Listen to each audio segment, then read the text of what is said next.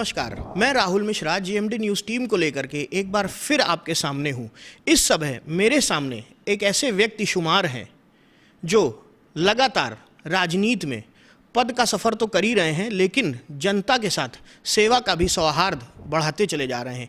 इस समय जो भारत में कोविड-19 नाम के वायरस ने हम लोग को जकड़ रखा है, परेशान कर रखा है, इस पे हम आपसे चर्चा करते हैं। वो हमारे बगल में शुमार है जो जिनकी दूसरी पीढ़ी इस समय राजनीति में है, जो स्वयं राज्यसभा सांसद हैं, विधान परिषद के उपसभापति भी रहे हैं। बहुत बहुत स्वागत है आपका। मैं स्वागत कर रहा हूं सुखराम सिंह जी का।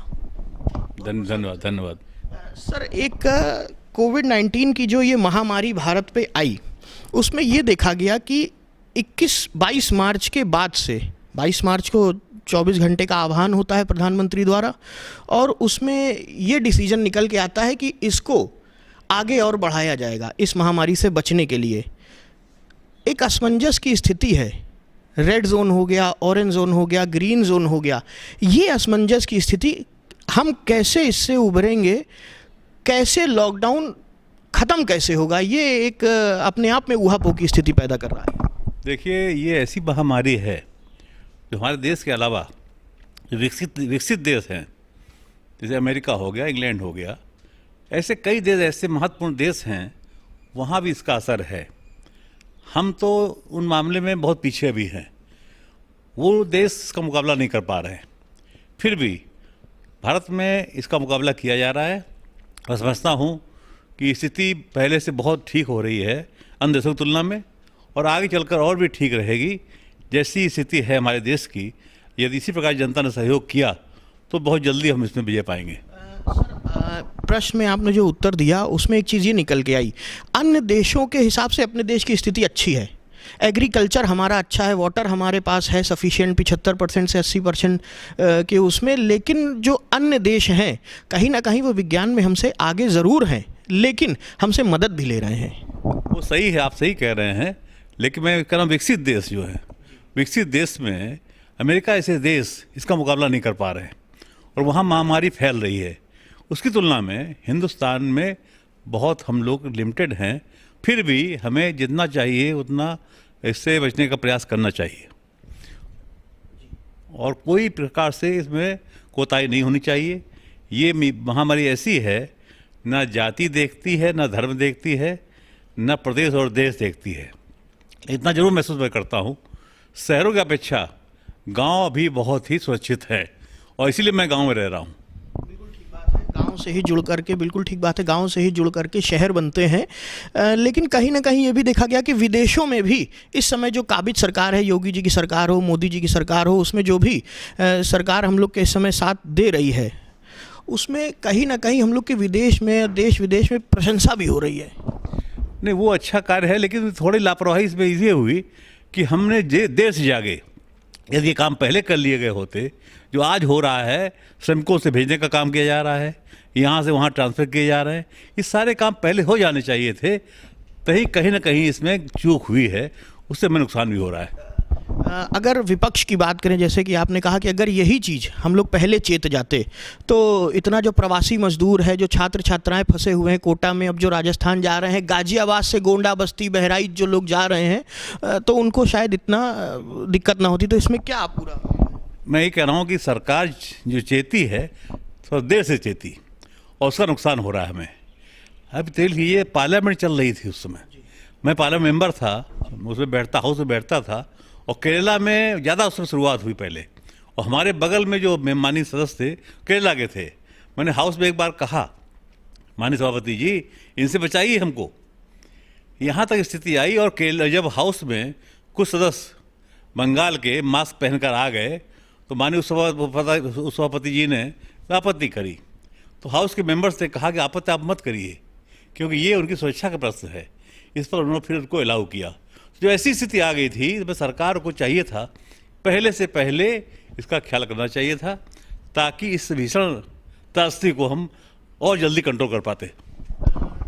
अभी जिस तरीके से देखा जा रहा है, बसें जा रही हैं, 100 के आंकड़े में बसें भेजी जा रही हैं, कोटा भी भेजी जा रही हैं, बिहार तक छात्र भेजे जा रहे हैं, जो लोग फंसे हुए हैं, राज्य सरकार ने दूसरी राज्य सरकारों से कह दिया कि आप उनको लोगों को सुपुर्द करिए।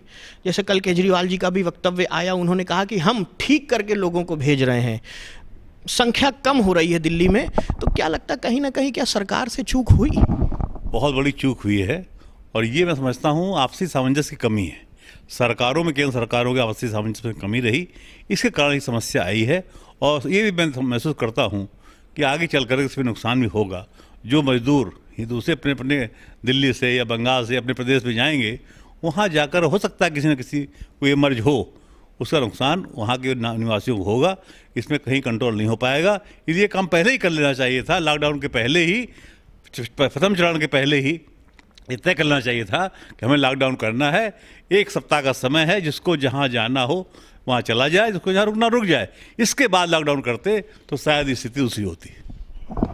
देखा जा रहा है कि जिस तरीके से किसान मजदूर इस तरीके परेशान हो रहे हैं, तो क्या विकल्प निकाला जाएगा? आप विपक्ष के तौर पर हैं, विपक्ष का कमज़ोर होना भी चुनाव को हरा देने के बराबर है, और विपक्ष का दूसरे तरफ सीट के नीचे खड़े होकर के देखना, चूँकि आप एक सीट पे रहे हैं, तो किस तरीके से देख रहे हैं कि कैसे क्या होना चाहिए इसमें? देखिए, ये आप बिल्कुल सही कह रहे हैं। विपक्ष जब कमज़ोर होता है तो देश में सामने कई संकट आते हैं, और सरकार जो सत्ता में होती है वो अपने मन मर्जी का काम करती है। लेकिन ये ऐसा प्रश्न है, इसमें सत्ता विपक्ष का प्रश्न नहीं है। ये ऐसा प्रश्न है जिससे हमें देशवासियों को बचाना है, संकट से बचना है और बचाना है। इसमें न कोई पार्टी का प्रश्न है, न कोई सरकार का प्रश्न है। सबको मिलजुल करके ही काम करना होगा, तभी हम इस संकट से निपट पाएंगे। इसमें कोई कोताही नहीं होनी चाहिए। पार्टी वैसी बात नहीं करनी चाहिए, इस समय नहीं करनी चाहिए। इसके बाद सारे निर्णय हो जाएंगे, हर बैठक में निर्णय होंगे, जिला उसमें विधानसभा में भी होगा, राज्यसभा में भी होगा और लोकसभा में होगा, सारे निर्णय होंगे। अभी इस समय सबको मिलजुल करके ही इससे मुकाबला करना पड़ेगा। ठीक बात है। भारत ने जैसे देखा कि एक प्लेग का दौर आया था, इमरजेंसी का दौर आया था, इससे पहले जो रिसेशन का दौर आया, इस समय भी चल रहा है, कोरोना के बाद जो रिसेशन का दौर आएगा, तो कहीं ना कहीं राजनीतिक दल, चाहे सपा हो, बसपा हो, भाजपा हो, कांग्रेस हो, आम आदमी पार्टी की सरकार हो, कोई भी हो, कार्य तो देश हित पे ही करना है, कार्य तो देश हित पे ही किया जाएगा। पार्टी का नाम क्या है मायने नहीं रखता। हम संसद में बैठे, चाहे विधानसभा में बैठे, चाहे नगर निगम के सदन की बैठक में हम बैठे, हमको क्षेत्र के विकास के लिए ही बात करनी है, जिले के ही विकास के लिए बात करनी है, देश के ही विकास के लिए बात करनी है। ऐसे में कंधे से कंधा मिला करके विपक्ष को चलना है। सर, हम एक और प्रश्न आपसे करेंगे, क्या लगता है कोरोना अभी कितने दिन के लिए अभी और है? देखिए, ये समस्या जब विश्व स्तर समस्या है, इसमें समय भी लगेगा, और लॉकडाउन से कोई अच्छा तरीका इसके पास नहीं है। जब इसकी वैक्सीन तैयार हो जाएगी, उसके बाद से ही कम होना शुरू होगा, और वैक्सीन तैयार होने में अभी 2-4 महीने का समय लगेगा। मैं समझता हूँ कि 2-4 माह के बाद ये बीमारी धीरे धीरे ख़त्म हो जाएगी, प्रदेश से, देश से और विश्व से ख़त्म होगी। सर, व्यापार दशमलव में, जो ठेले रेहड़ी वाले थे वो दशमलव पे, हर तरीके का व्यापार, हर तरीके का नौकरी पेशा वाला, चाहे अब रेड जोन में रहिए, चाहे ऑरेंज में, चाहे ग्रीन में, मन में जो एक उहापोह की स्थिति है, चाहे हम आप हो, चाहे सामान्य व्यक्ति हो, जो सुबह से शाम तक कमाने की अपनी बात करता है और बच्चों को ले जा करके 100-200 हज़ार रुपये तक प्राप्त करके कमाता खिलाता है, ग्रीन जोन भी हो जाएगा, तो मन में कहीं ना कहीं तो एक संकेत डर का रहेगा। देखिए, वो डर का संकेत तो रहेगा जब तक पूरी तौर से हम बीमारी खत्म नहीं हो पाएगी। हर व्यक्ति के मन में शंका है, कहीं ना कहीं किसी न किसी रूप में बीमारी आसपास आ सकती है। तो जब तक इसका निराकरण नहीं होगा, जब तक वैक्सीन बाजार में नहीं आ जाएगी, तब तक लोग सशंकित रहेंगे, और उनके मन में हमेशा डर बना रहेगा कि बीमारी कहीं ना कहीं से कहीं उनके परिवार में, उनके गांव में या उनके क्षेत्र में आ सकती है। इसका भय बना रहेगा, उसे कोई रोक नहीं पाएगा। सामना कैसे किया जाएगा? आदमी सुबह निकला, रात को आया, तो 14 दिन तो क्वारंटाइन ही होने में लगता है। क्वारंटाइन होगा व्यक्ति, कैसे समझेगा? शुरुआती दौर में तो पता भी नहीं चलता है। तो क्या ये आंकड़ा कम होगा, फ्लक्चुएट होता रहेगा, कम ज़्यादा होता रहेगा? मैं समझता हूँ कि एक तो शिक्षा का अभाव हमारे प्रदेश और देश में है, और शिक्षा का अभाव होने के कारण लोग इसकी गंभीरता समझ नहीं पा रहे हैं। वो समझते हैं कि ऐसे कहा जा रहा है, इसका कोई नुकसान नहीं होगा। लेकिन मैं समझता हूँ ऐसी छुआछूत बीमारी है, जैसे प्लेग हैजा आया था, टीबी हुआ था, सारी बीमारी हुई थी, उनका निराकरण हो पाया। इसका निराकरण बड़े बड़े राष्ट्र नहीं कर पा रहे हैं, बड़े बड़े देश नहीं कर पा रहे हैं। तो बहुत ही अहम प्रश्न है, इसकी गंभीरता से विचार करना पड़ेगा और सरकार जो निर्णय ले रही है उसमें सहयोग करना पड़ेगा, तभी इससे हम मुकाबला कर पाएंगे।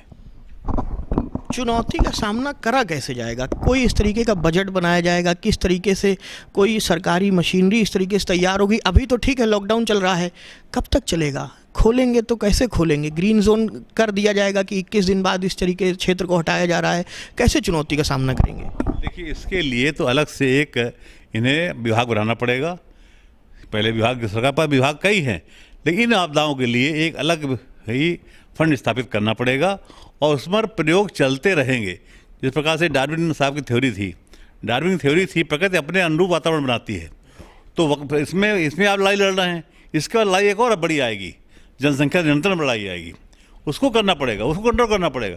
ऐसी समस्याएं ये हैं जो कभी ख़त्म होने वाली नहीं है, इसलिए इसके लिए अलग से ही एक विभाग बनाना पड़ेगा जो ऐसी समस्याओं से निपटने के लिए मिलजुल करके सर्वदलीय समस्या को निराधारण करने के लिए सर्वदलीय ही निराकरण होगा, तभी हम जीत पाएंगे इसमें।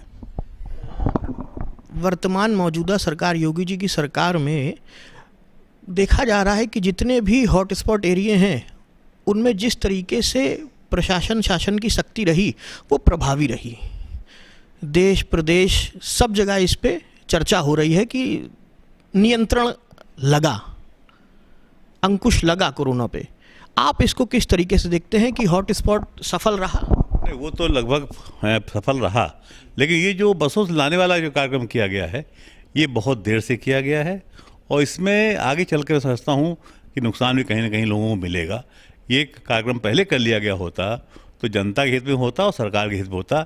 आज अनावश्यक खर्चा सरकार का हो रहा है, उससे हम बचते। लेकिन सरकार का ये कहना है कि हमने पहले दौर पे ये देख लिया, नज़र कर लिया, फिर उसके बाद डिसीजन क्या लिया जाए उसके हिसाब से हमने ये काम किया है। दोनों, प्रदेश सरकार हो चाहे प्रदेश से पड़ोसी सरकार कोई भी हो, दोनों राज्यों की सरकार पे हमने सामंजस्य से इस पे डिसीजन लिया है। वो उनका कहना है, लेकिन हम लोगों का मानना ये है कि निर्णय लेने में देरी हुई, इस कारण ही थोड़ा संकट हमारे प्रदेश और देश में बढ़ा है।